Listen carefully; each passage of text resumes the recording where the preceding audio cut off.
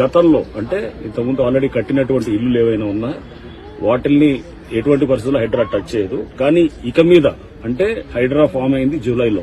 ఆ తర్వాత గనక ఏమైనా స్ట్రక్చర్స్ వస్తుంటే గనక వాటిల్ని ఖచ్చితంగా డిమాలిష్ చేయడం జరుగుతుంది.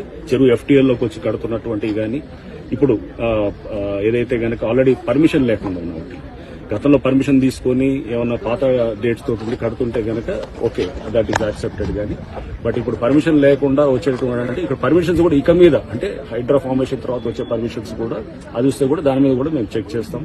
అటువంటి పర్మిషన్స్ కూడా న్యాచురల్ గా ప్రభుత్వం కూడా స్పష్టం చేసింది. పాత పర్మిషన్స్ ఉన్న వాటిని ఆనర్ చేస్తాం కానీ కొత్తగా పర్మిషన్స్ ఎక్కడ కూడా అది యాక్సెప్ట్ చేయమని చెప్పేసి.